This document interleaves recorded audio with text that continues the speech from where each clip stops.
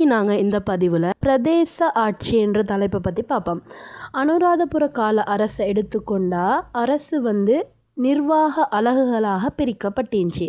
சரியா, முழுமையாக ஒரு பகுதியை ஃபுல்லாக ஆட்சி செய்கிறது கஷ்டம். எனவே ஒரு பகுதிகளாக பிரித்து அந்த பகுதிகளை நிர்வகிக்கிறதுக்காக வேண்டி ஒவ்வொரு அதிகாரிகளை நியமிப்பாங்க. ரைட்டா? அப்படி அனுராதபுர காலத்தில் அரசு நிர்வாக அலகுகளாக பிரிக்கப்பட்டுச்சு. அந்த வகையில் நாட்டிட மிக சிறிய நிர்வாக அலகு கிராமம். ரைட்? நாட்டிட மிகச்சிறிய நிர்வாக அலகு எது? கிராமம். ரைட்? இந்த கிராமத்தை நிர்வகிக்கிற அதிகாரி கமிக்க அப்படின்னு சொல்லி அழைக்கப்பட்டார். அனுராதபுரத்தின் பிற்பட்ட காலத்தில் கிராம நிர்வாகி கம்மலத்தன் அப்படின்னு சொல்லி அழைக்கப்பட்டார். அடுத்தது கிராமத்துக்கு அடுத்தபடியான நிர்வாக அலகு பிரதேசங்களாக இருந்துச்சு. ரைட்டா? முதலாவது கிராமங்களாக பிரிக்கப்பட்டுச்சு. அதுக்கப்புறம் கிராமங்கள் ஒன்று சேர்ந்து பிரதேசங்கள்னு சொல்லி பிரிக்கப்பட்டுச்சு. சரியா? இந்த பிரதேசங்களை நிர்வகிக்கிறதுக்கு பிரதேச அதிகாரிகள் நியமிக்கப்பட்டாங்க. உதாரணங்களாக அனுராதபுரத்தை சூழ உள்ள பிரதேசங்கள் அதாவது அனுராதபுரத்துக்கு கிட்ட உள்ள பிரதேசங்கள் வடக்கு, கிழக்கு, தெற்கு, மேற்கு என திசைகளுக்கு ஏற்ப பகுதிகளாக பிரிக்கப்பட்டு பிரதேச அதிகாரிகளால் நிர்வகிக்கப்பட்டுச்சு. சரியா? அடுத்தது ரட்ட அல்லது ரட்ட எனும் ஆட்சி பகுதி காணப்பட்டுச்சு. சரியா? இதன் நிர்வாக அதிகாரிகள் ரட்லது அல்லது ரட்டலத்தன் அப்படின்னு சொல்லி அந்த காலத்தில் அழைக்கப்பட்டாங்க. ரைட்? அடுத்தது தலைநகரில் இருந்து தூர உள்ள பிரதேசங்கள் தனித்தனியாக பிரிக்கப்பட்டு அதுக்குன்னு சொல்லி தனித்தனி ஆளுநர்களும் நியமிக்கப்பட்டிருந்தாங்க. உதாரணமாக மலையரட்டை, மாயாரட்டை, ருகுணுரட்டை என்பன இப்படி தலைநகருக்கு தூரமாக உள்ள பிரதேசங்களாக குறிப்பிடலும். அந்த வகையில் மலையரட்டைக்குன்னு சொல்லி ஒரு பிரதேச ஆளுநர் தனியாக ஆட்சி நடத்தி வந்தாராங்க. ரைட்டா? ரைட். இதுதான் பிரதேச ஆட்சி என்ற தலைப்பின் கீழே வரக்கூடிய விஷயங்கள். ரைட்டா? அடுத்த தலைப்பு அரச கொள்கையும் சமூக நலன்புரி நடவடிக்கைகளும் அப்படின்ற தலைப்பை பற்றி பார்ப்போம். அனுராதபுர காலத்தில் அரச கொள்கைகளை இயற்றும் போது அரசர்கள் சில விஷயங்களை கவனத்தில் கொள்ளணும். ரைட்டா? அப்படிப்பட்ட என்னென்ன விஷயங்கள் சொல்லி நாங்கள் இப்போ பார்ப்போம். முதலாவது நாட்டின் பாதுகாப்பு. இரண்டாவது நாட்டில் சட்டத்தையும் அமைதியையும் பேணல். மூன்றாவது பொருளாதாரத்தை மேம்படுத்துதல். நான்காவது புத்த சாசனத்தின் முன்னேற்றத்துக்கு வழிவகுத்தல். ரைட்டா? இந்த 4 விடயங்களையும் கவனத்தில் கொண்டு தான் அரச கொள்கைகள் இயற்றப்படும். ரைட்டா? இப்போ நாங்கள் இந்த ஒவ்வொரு தலைப்பை பற்றியும் விரிவாக பார்ப்போம்.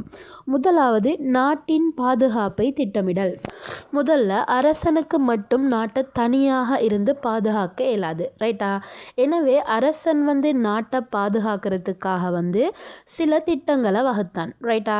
எப்படின்னு சொன்னால் நாட்டை பாதுகாக்கிறதுக்காக வேண்டி மன்னனுக்கு சேனாதிபதி, படையினர், பிரதேச ஆட்சியாளர்கள் இந்த எல்லாரும் உதவினாங்க. மன்னனுக்கு கீழே 4 வகையான படையினர் அதாவது சேனைகள் இருந்துச்சு. அது என்னன்னு சொன்னால் யானைப்படை, குதிரைப்படை, தேர்ப்படை, காலாட்படை. இந்த 4 படையும் மன்னனுக்கு கீழ் இருந்துச்சு. காலாட்படைன்னு சொல்கிறது கால்நடையாக போரிடும் வீரர்கள். இவங்களை தான் காலாட்படை அப்படின்னு சொல்லி நாங்கள் அழைக்கிறோம். இது தவிர மானாவர்ம வம்ச மன்னர்களுக்குன்னு சொல்லி சிறப்பாக அதாவது மேலதிகமாக ஒரு படை இருந்துச்சு. அது என்னன்னு சொன்னால் தென்னிந்திய கூலிப்படை வீரர்கள். ரைட்டா?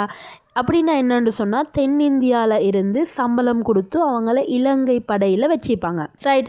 இப்படி இலங்கை மன்னர்கள் இவ்வளோ படையினர்களை வச்சு இலங்கையோட பாதுகாப்பை உறுதிப்படுத்திக்கிறாங்க. அதோட இலங்கை மன்னர்கள் தலைநகரை நிர்மாணிக்கும் போது பாதுகாப்பு குறித்து என்னென்ன விஷயங்களை கவனம் செலுத்தினாங்கன்னு சொன்னால் நகரை சுற்றி மதில், வாயில் கதவு என்பவற்றை பாதுகாப்பு அரண்களாக அமைச்சாங்க.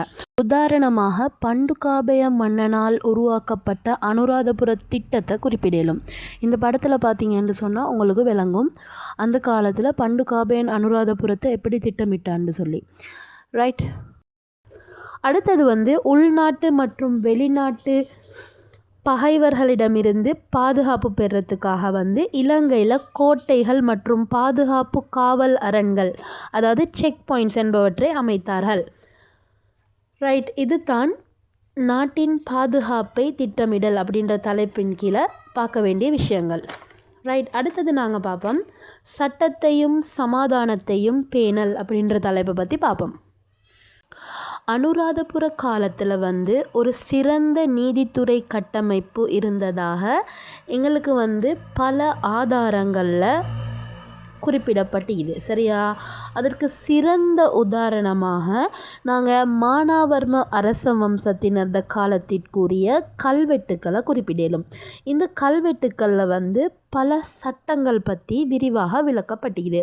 அது என்னென்ன சட்டங்கள்னு சொன்னால், காணி உரிமை சட்டம், அதாவது காணி தொடர்பான சட்டங்கள், வர்த்தகம் சம்பந்தமான சட்டங்கள், விவசாயம் பற்றிய சட்டம், வரி சட்டம், குற்றவியல் சம்பந்தமான சட்டம் என பல வகையான சட்டங்கள் பற்றி இந்த கல்வெட்டுக்களில் குறிப்பிடப்பட்டிருக்குது.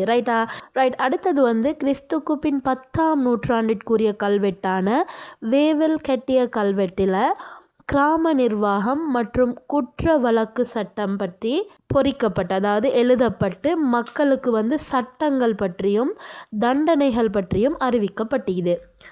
ரைட், அடுத்தது என்னன்னு சொன்னால், மன்னர்களும் உயர் அதிகாரிகளும் என்ன செய்வாங்கன்னு சொன்னால், தனிப்பட்ட நபர்களுக்கும் அப்படி இல்லாட்டி நிறுவனங்களுக்கும் வழங்கிய விசேட அதிகாரங்களை பற்றி கல்வெட்டுக்களில் குறிப்பிட்டிருந்தாங்க. அந்த கல்வெட்டுக்கள் அந்தானி தூண் எனப்பட்டுச்சு. ரைட்டா?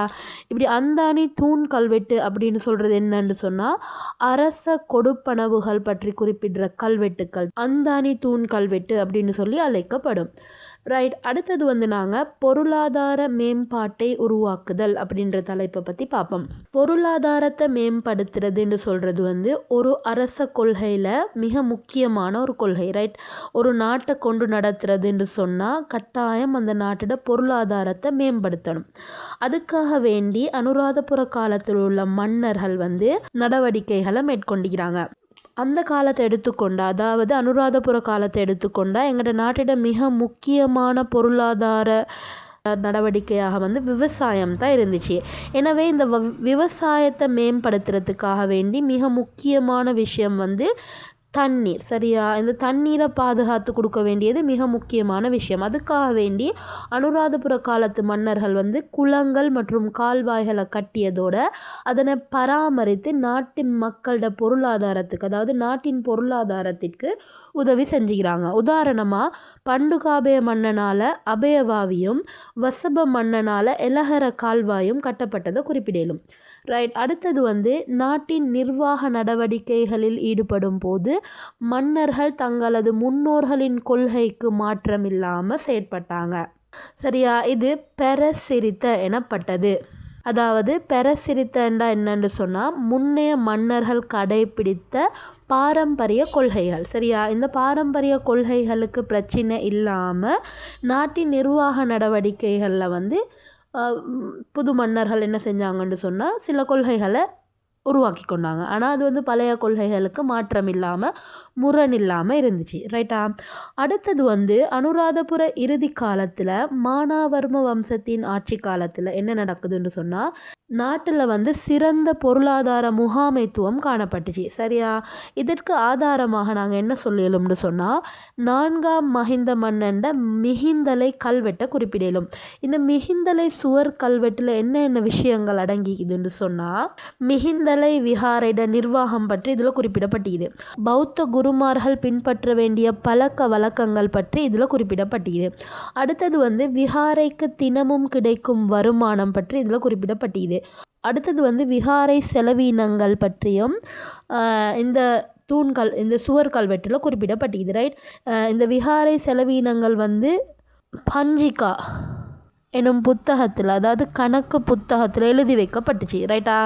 அதோட இந்த புத்தகத்தில் எழுதப்படுற அனைத்து கணக்குகளும் அதிகாரிகளிடம் கையளிக்கப்பட்டு முத்திரையிடப்பட்டு இதை பாதுகாப்பாக வச்சிருந்தாங்க. ரைட், அடுத்தது விஹாரைட வரவு செலவுகள் குறித்து வருடாந்தம் ஆவணம் தயாரிக்கப்பட வேண்டும். இவ்வாறான விடயங்கள் எல்லாம் இந்த சுவர் கல்வெட்டில் பதியப்பட்டு இருந்துச்சு.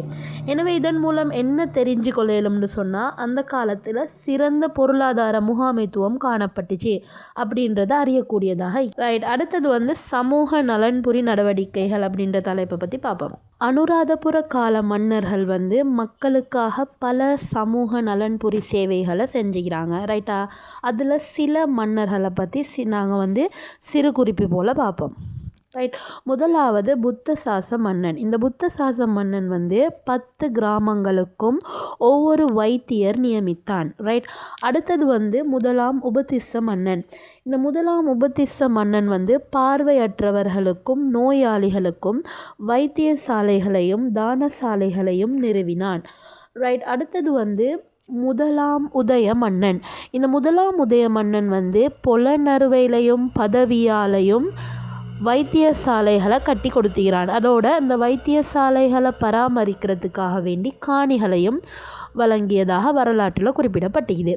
ரைட். அடுத்தது வந்து 5ஆம் காசியப்ப மன்னன். இந்த 5ஆம் காசியப்ப மன்னன் வந்து தொற்று நோயாளிகளுக்கு மருத்துவம் அளிக்கிறதுக்காக வேண்டி அனுராதபுரத்தில் வைத்தியசாலைகளையும் சிகிச்சை நிலையங்களையும் அமைத்து கொடுத்ததாக வரலாற்றில் குறிப்பிடப்பட்டிருக்குது. ரைட். அடுத்தது வந்து நாங்கள் பௌத்த சாசனத்தின் அபிவிருத்தி என்ற தலைப்பை பற்றி பார்ப்போம். பௌத்த சாசனத்துக்காக மன்னர்கள் வந்து பெரும் பணியாற்றிக்கிறாங்க. அந்த வகையில் மன்னர்களோட அறிவுரையாளர்களாக பௌத்த பிக்குகள் இருந்துக்கிறாங்க. அடுத்தது வந்து பௌத்த சாசனத்துக்காக மன்னர்கள் ஆற்றிய சேவைகள் என்னென்னு சொல்லி பார்ப்போம். முதலாவது விகாரைகளை கட்டியமை. 2வது வந்து விகாரைகளை நடாத்துவதற்கு தேவையான கிராமங்களை வழங்கியமை. 3வது வந்து பிக்குகளின் கல்விக்காக பிரிவினாக்களை கட்டி கொடுத்தமை. 4வது வந்து பிக்குகளுக்காக தானசாலைகளை கட்டியமை. இப்படி பல சேவைகளை செஞ்சு இலங்கை மன்னர்கள் வந்து பௌத்த சாசனத்துக்காக பல சேவைகளை செஞ்சுக்கிறாங்க. ரைட்.